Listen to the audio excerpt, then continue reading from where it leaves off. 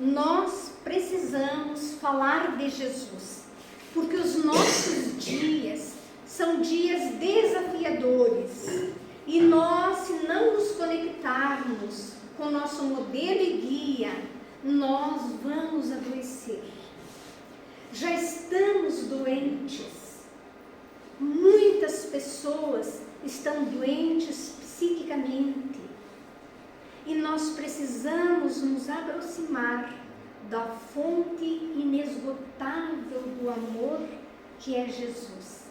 E em Jesus nós encontraremos os remédios para a nossa alma cansada e sobrecarregada. Mas Jesus nos faz convites. Então nós vivemos num mundo onde percebemos as instabilidades do mundo, não só no mundo de fora, como no mundo de dentro. Estamos instáveis. Ora estamos muito felizes, ora nos entristecemos, ora nos iramos, alterna os nossos humores durante o dia. Não temos a serenidade, a paz e a harmonia. Então nós vivemos este momento, como nos fala Allan Kardec, que esse momento que a Terra passa por uma transformação, porque tudo está mudando e mudando muito rápido. A característica desse momento seria uma característica de ansiedade, de depressão e de suicídio. E nós temos visto muito isso na nossa sociedade. Então é o momento de silenciar as nossas imperfeições e transformá-las em virtude.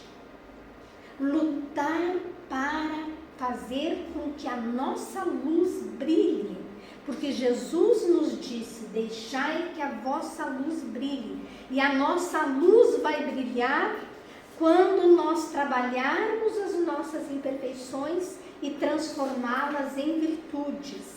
Estamos no momento doloroso e necessário da transição, deixar para trás o homem velho e abraçar o homem novo, a mulher nova. Nos transformar, nos reconstruir, ressignificar o nosso propósito da nossa vida, porque afinal de contas somos espíritos imortais. E há 2000 anos Jesus nos faz o convite da transformação, da renovação. Então eu pergunto, meus queridos irmãos, se lêssemos num jornal uma oferta de emprego dizendo o seguinte: novas oportunidades para transformar o mundo, você aceitaria? Novas oportunidades para transformar o mundo. Pois esse convite foi que Jesus nos fez há 2000 anos. E nós ainda resistimos. Por isso que nós vemos no mundo tanta briga em família, tanta separação, tanta tragédia, tanta guerra, tanta dor, tanto sofrimento. Porque ainda não aceitamos o convite de Jesus para trabalharmos na transformação do mundo, que a transformação do mundo passa na nossa intimidade. Quando eu me transformo, o ambiente onde eu vivo também se transforma. E nós temos que acreditar que nós somos agentes transformadores dos ambientes por onde nós transitamos. Então Jesus, o convite do Cristo é nos dado quando nas circunvizinhanças de Cafarnaum, às margens do Tiberíades, Jesus se dirige ao grupo de pescadores, Simão e André. É a primeira oferta de emprego para a transformação do mundo, iniciada pelo idoso. Quereis ser os meus discípulos? Inicia pelo idoso, que o idoso já viveu muito, já teve experiências, já se desiludiu, já desconstruiu todas as suas ilusões. É ou não é verdade? Nós que estamos com os cabelos brancos. Nós hoje não temos ilusões. Ilusões da beleza, ilusões do corpo. Claro que a gente não pode ser desleixado, mas nós temos a certeza que algo por vindour nos aguarda se nós aceitarmos o convite da nossa transformação interna. Dentro de nós se opera a transformação. E eu digo, eu já estou mais indo, voltando do que chegando. Então eu quero aproveitar cada minuto da minha vida para lutar com as minhas imperfeições, para sair daqui um pouco melhor, com mais luz, uma centelhinha de luz. E a música que nós ouvíamos, quanta luz descendo sobre nós neste ambiente. Somos privilegiados, ouvimos o convite, aceitamos o convite. Poderíamos estar lá fora curtindo essa natureza, esse sol magnífico que está lá. Mas viemos buscar o sol interno que Jesus nos proporciona. E Ele vai nos dizer o plano de trabalho. Jesus tem um plano de trabalho para a humanidade da terra. Venho da parte de Deus e vos convido a trabalhar pela instituição do reino de Deus na terra. Ele faz um convite coletivo e colaborativo. Então a humanidade precisa aprender a trabalhar coletivamente, colaborativamente, cuidando da frente da nossa casa para embelezar a nossa cidade. Então nós vamos fazendo um trabalho que nós desconhecemos que é um trabalho coletivo, não jogando lixo na rua. É um trabalho coletivo e colaborativo, porque estamos pensando na cidade onde nós vivemos. Não depredar as obras públicas. É um trabalho coletivo e colaborativo que Jesus nos faz.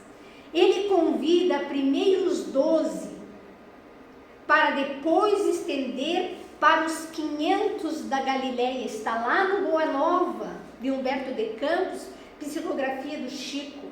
Jesus conhecia as diferenças, conhecia as potencialidades de cada um. Ele nos conhece.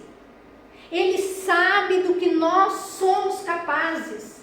Mas às vezes nós nos sentimos pobres, pequenos, sem valia, porque desconhecemos que todos nós somos filhos de Deus, nosso Pai. E cada um dos filhos de Deus, nosso Pai, traz na sua intimidade o foco ardente do amor de Deus. E isso está no Evangelho segundo o Espiritismo, no capítulo 11, no item 8, 9 e 10, que é a lei do amor. Então, eu tenho essa centelha divina dentro de mim. Nós temos. Todo ser humano, todo filho de Deus tem na sua intimidade essa força interna, mas nós desconhecemos e não fazemos esforços para que essa luz brilhe. Então, às vezes eu me pergunto, Nair, por que a tua luz não está brilhando? E o livro dos Espíritos vai nos dizer que a minha luz não está brilhando porque ela está ofuscada pelo meu orgulho e pelo meu egoísmo. Então, voltar as nossas energias para vencer o nosso orgulho e o nosso egoísmo, para que a luz brilhe. Então, Jesus, Ele faz um investimento na sua equipe de trabalho. Quem é a sua equipe de trabalho? São só os 12? Não, Ele primeiro fez o convite para 2. Estendeu a 12, depois mais adiante ele fez o convite para os 500 que moravam na Galileia e estendeu esse convite para os 8 bilhões de seres encarnados no planeta Terra. Todos nós somos convidados, todos nós somos parte da equipe de trabalho de Jesus. Floresça onde Deus te plantou. Onde Deus te plantou? plantou. Deus me plantou em Passo Fundo. Plantou vocês em Fontoura Xavier.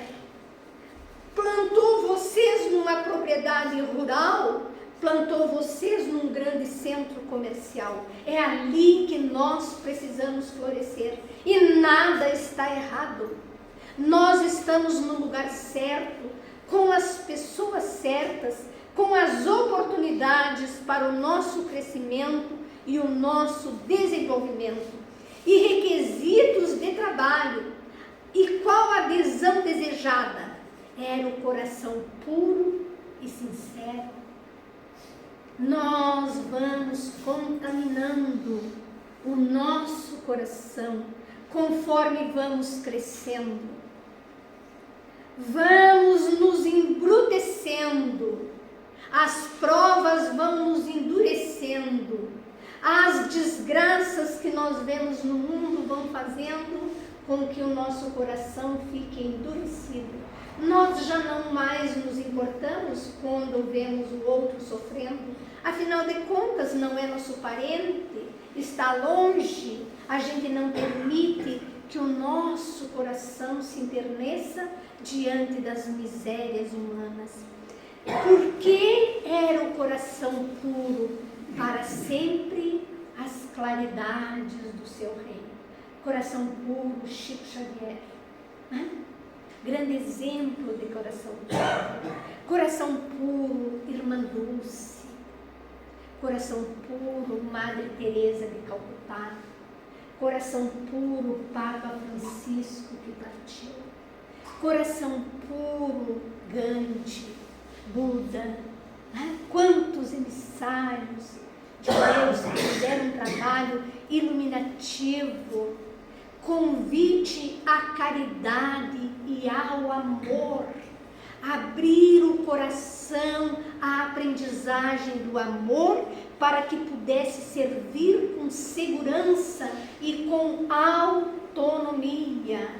Então, quando nós abrimos o nosso coração para o trabalho no bem, para divulgar a doutrina espírita, que é o cristianismo redivivo, que é Jesus que retorna à Terra através da mensagem dos Espíritos. Aí nós vamos desenvolvendo o nosso trabalho com segurança e com autonomia. O que é autonomia? Eu própria gerir a própria vida. Não ficar dependente de opiniões alheias. Não ser escravos do que nos dita a sociedade. Estar em paz com a nossa consciência. Porque vamos lembrar que nós queremos mudar o nosso semelhante. Mas Madre Teresa de Calcutá disse que não precisávamos nos preocupar, porque nunca foi entre nós e os outros, sempre foi entre nós e Deus, nosso Pai. Nós prestaremos conta à nossa consciência, que é a morada de Deus na nossa existência de almas mortais. Convida-nos a fazer brilhar aquilo que há em nós, potencializar os nossos talentos. Você já descobriu quais são os seus talentos? E como você pode ajudar o local onde você está inserido com os seus talentos? E aí me diz, mas Nair, eu não tenho nenhum talento. Eu digo, você sabe fazer um pão caseiro? É um talento, eu não sei fazer. Sei fazer outras coisas. Você sabe plantar uma flor e ela cresce. Você sabe levar uma palavra de conforto. São os nossos talentos. Nós achamos que talento é estar lá na mídia. Não. Os nossos talentos, nós fazemos a diferença onde estamos inseridos. Então amplie esse campo nos convidando aos verbos. O que é o verbo? É movimento. Perdoai. Perdoai. Quando você vê uma notícia na televisão que nos choca e nos toca o coração. O que eu devo fazer? Não me digam o que vocês dizem, o que vocês pensam, mas vamos nos lembrar de Jesus na cruz, que sofreu toda a ignomínia da criatura humana. Ele olha para baixo, aquela turba brigando pelo seu manto, e ele, compadecido, diz: Pai, perdoai-lhes, porque eles não sabem o que fazem. Jesus estava preocupado com o que tinham feito com ele? Não, porque ele veio para desempenhar uma tarefa e nos trazer a certeza do Pai bom, de um Pai generoso, de um Pai misericordioso e da imortalidade da alma. Jesus se compadeceu pela ignorância do povo. Pai, perdoa-lhes porque eles não sabem o que fazem. Jesus sabia das consequências que adviria daquela ação daquelas criaturas, porque cada um de nós é responsável pelas nossas escolhas, e nós somos o resultado das nossas escolhas. Então hoje, se a nossa vida está doendo, se a nossa vida está turbulenta, vamos olhar quais são as escolhas e redirecionar a nossa rota para o caminho iluminado. Então perdoai, colocai a candeia sobre o alqueire. O que significa isso? Iluminar o ambiente onde nós estamos. Nós temos o conhecimento da doutrina espírita, nós sabemos que é o Consolador prometido, então vamos consolar as mães que sofrem. Amanhã é comemorado o Dia das Mães, né? Vamos comemorar aquelas mães que já têm os filhos morando na outra dimensão, que vão sentir saudades, mas vamos levar a mensagem consoladora que eles vivem e que eles nos mandam vibrações positivas e que eles recebem a nossa vibração e que seja uma vibração positiva, de certeza da imortalidade, de certeza do reencontro, de certeza que eles vivem. Isso é colocar a candeia para iluminar a luz do mundo. Eu sou a luz do mundo, falou Jesus, o sal da terra, né? Nós temos que interiorizar essas citações de Jesus. E ele nos convidava a vigiar, amar a Deus sobre todas as coisas e ao próximo como a si mesmo. Como amar a Deus sobre todas as coisas? Em primeiro lugar, o alto amor. Se eu não me amar, e alto amor não é egoísmo. O alto amor é salutar, é saudável. Conhecer o nosso potencial, conhecer a luz que pode ser desenvolvida em nós, conhecer as nossas capacidades, isso é alto amor. E aí, eu tendo alto amor por mim, eu tenho alto respeito, eu tenho a autoaceitação, eu me acolho nas minhas dores, e aí eu estou preparada para amar o próximo, para aceitar o próximo, para acolher ao próximo, me amando, amando ao próximo, em consequência amo a Deus. Mas como eu quero ser grande, eu começo tentando amar primeiro o que está lá, né? E esqueço que ele também está aqui, e que ele está aqui. Então eu tenho um olhar empático, caridoso, com as mazelas, porque eu também tenho mazela. Todos nós temos, senão, e não se iluda. Nesse planeta não mora anjos. Moramos nós, necessitados e rumo à angelitude. Estamos a caminho. Pedi e se vos dará. Mas não pensa, você contraiu contas que o teu salário não paga. Não pensa para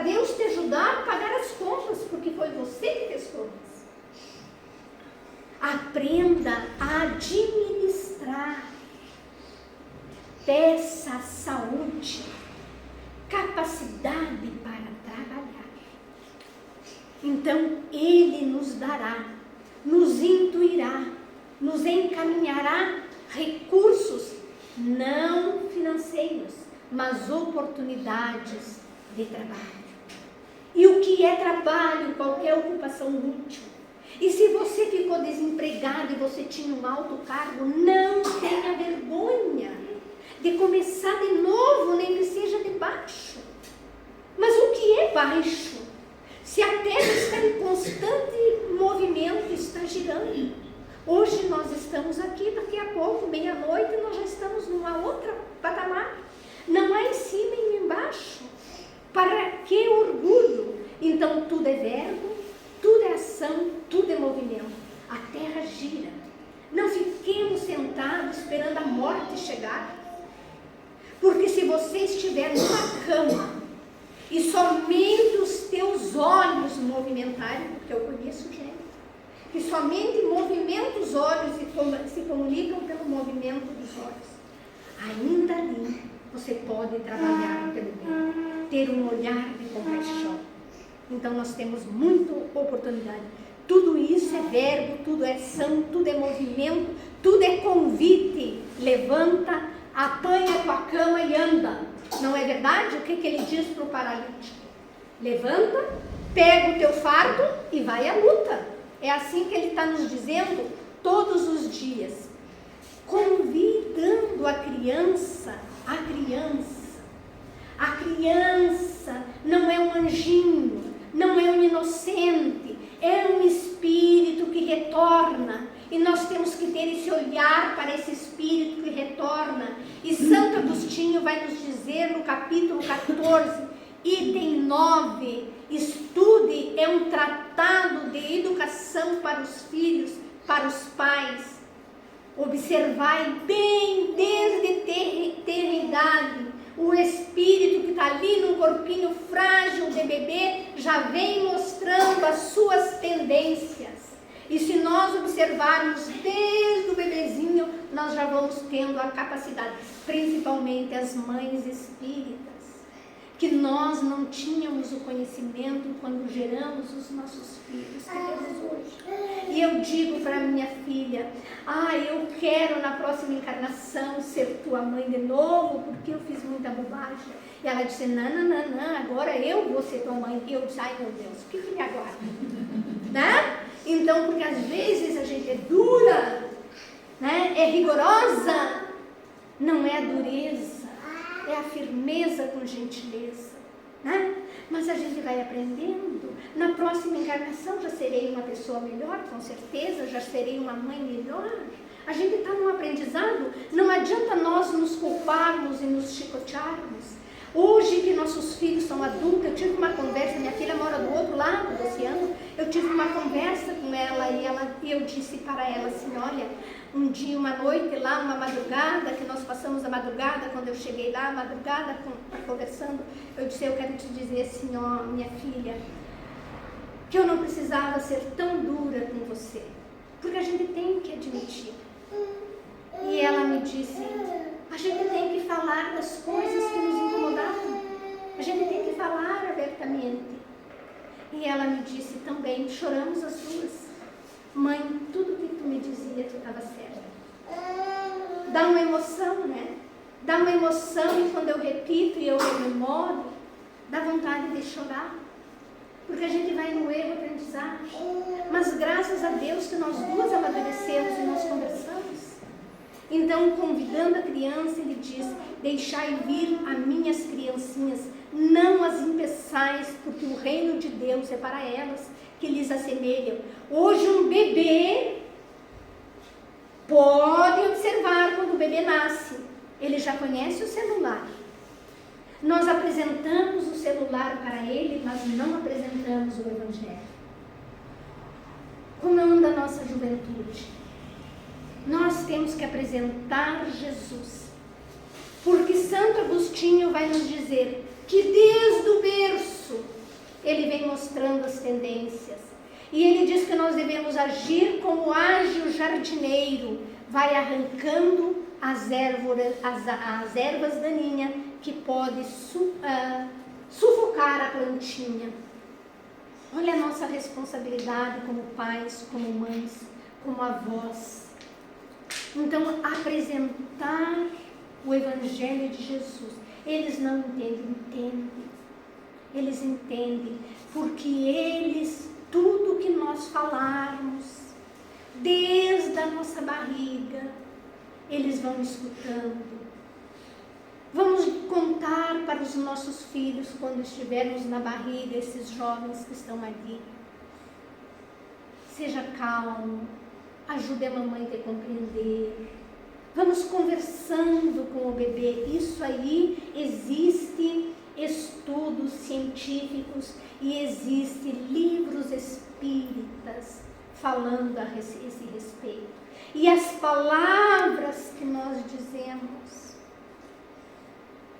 interferem na vida do espírito que está na nossa barriga. Mas que bom que nós hoje sabemos. Por isso que eu digo, nas próximas encarnações seremos melhores. Porque daí a gente já vai trazer aquilo instintivamente, inatamente, na nossa intimidade. Convida o jovem, o moço rico.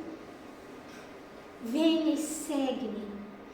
O moço sente uma vontade. Conhece a parábola do moço rico? Leia uma parábola do moço rico. O moço rico se encanta com Jesus. E Jesus faz um convite para ele. Vem e segue-me. Ele fica tentado. Ele tem uma vontade profunda de seguir o mestre. E ele diz, amanhã eu vou te seguir. E Jesus diz, amanhã será tarde. Mas Amélia Rodrigues nos conta por que Jesus disse que amanhã será tarde. Por que o moço rico não aceitou? Porque no outro dia ele tinha uma corrida de bigas. Quem assistiu filmes romanos, do cristianismo, tinha uma corrida de bigas. E Jesus já sabia o que iria acontecer. Só para encurtar, porque o nosso tempo voa, ele teve um acidente de bigas e desencarnou. Por isso que Jesus disse, amanhã será tarde. Fez o convite na hora.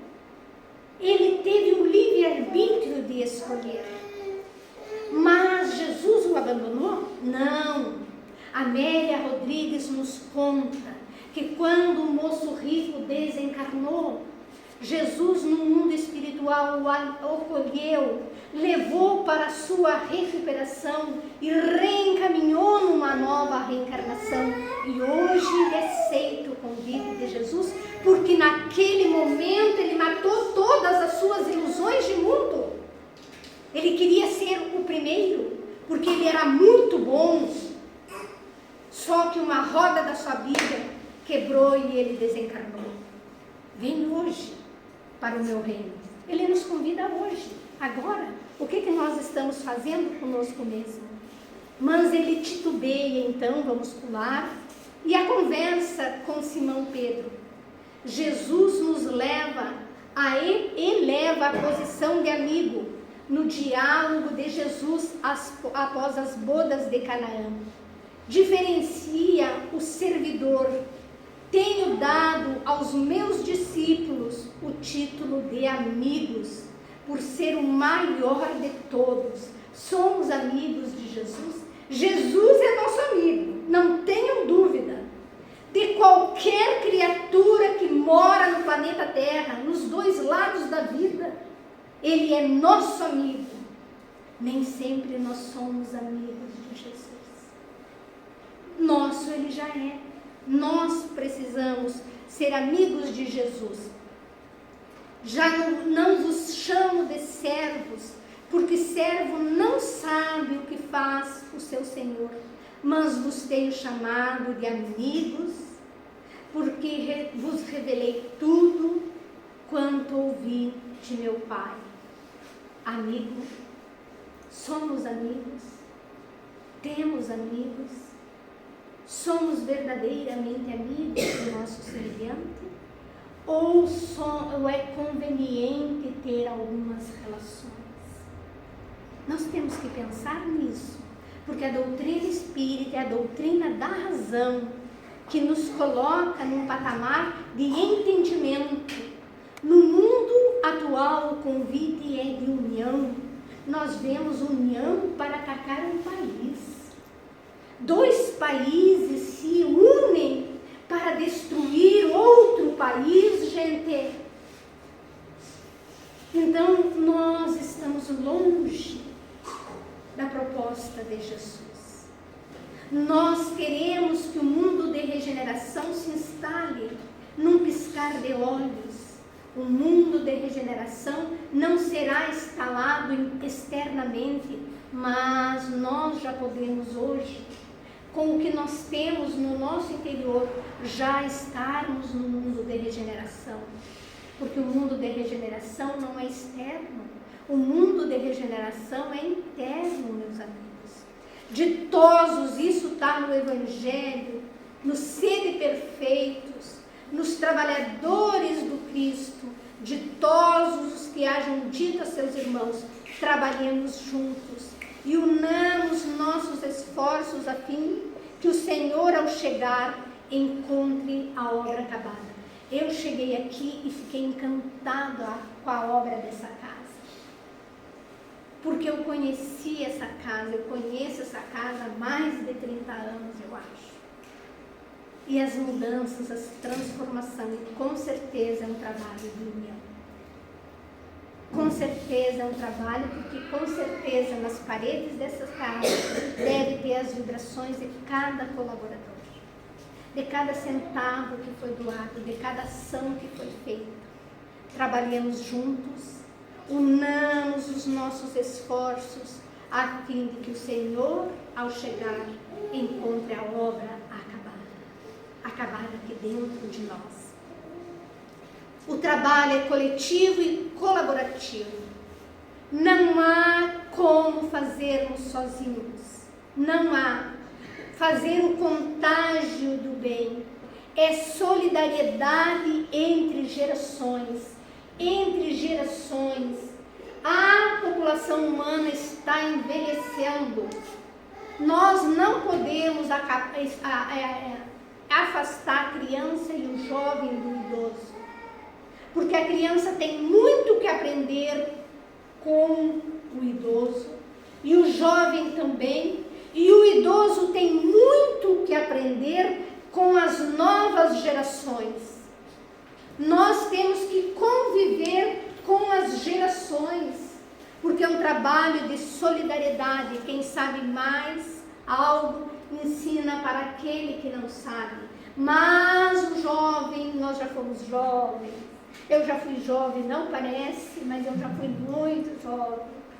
A gente tem o nariz empinado, a gente acha que sabe tudo, que é o dono da verdade. Nada disso. Pura ilusão. Pare e converse com a criança. A vovó parou de contar história, porque agora tem os videozinhos no YouTube. Mas que educação moral traz os videozinhos do YouTube? O que nós estamos vendo com as nossas crianças e nossos jovens nas redes sociais? Há redes sociais que nós não sabemos acessar, mas que eles sabem, e que convidam eles a desafios. Morreu uma menina inalando um desodorante porque era um desafio da internet. Uma menina de 12 anos. Que estrutura familiar tem para se deixar levar por pessoas desconhecidas? Nós vemos isso. Claro que não é divulgado, porque é assustador. Mas se nós formos ver, existem muitos desafios para os jovens que nós não sabemos acessar, mas que eles sabem acessar. Então sim, nós temos que apresentar Jesus, nós temos que ver o que eles estão assistindo na televisão. Na televisão não, porque a televisão virou obsoleta, não precisa mais de televisão. Está aqui tudo, na palma da nossa mão, né? Então é solidariedade entre gerações, é diálogo, não é grito, não é briga, é diálogo, é conversar, é escutar o jovem. Que o jovem está perdido, está vazio, Estão bebendo demais. Passo Fundo é uma cidade enorme. Eu volto do centro espírita na sexta-feira, dá vontade de chorar. Porque crianças de 12, 13 anos estão na balada, bebendo. E estão dentro das nossas famílias. Então nós temos que repensar isso. O que nós estamos fazendo com a juventude? Então, colaboração entre educador e educando. Por isso o convite permanente para todos nós. Estamos imersos nesse universo do Cristo. Ele não está lá no mundo espiritual. Ele não está lá no céu, porque onde é que é o céu? Onde é que é o inferno? O céu e o inferno é dentro de nós. Quando eu estou odiando, eu estou no inferno. Quando eu estou amando, eu estou no céu. Não é um local restrito. Né? Porque o que é em cima e embaixo? Se o mundo, o universo está em constante movimento. Então nós vamos compreendendo essas questões. E vamos encerrando por aqui, porque já passamos do tempo. Quero agradecer profundamente o convite. Eu estava com saudade, obrigado, Lázaro, por me convidar. Porque assim, nós temos que espalhar as boas notícias. Falar de Jesus. Trazer Jesus para o nosso cotidiano. Convidemos Jesus. E amanhã, que é o Dia das Mães, lembremos-nos da Mãe Maria Santíssima. Que a Mãe Maria Santíssima tem um trabalho magnífico no mundo espiritual. Porque Jesus partiu, mas quando Maria desencarnou, ele aguardou Maria desencarnar, confiou ela a João. João construiu uma casinha em Éfeso, ficava à beira do caminho. Todos os transuentes sofredores paravam na casa da Maria Santíssima, e ela foi conhecida, por isso que ela tem esse título, a Casa da Mãe Santíssima, a Rosa Mística de Nazaré.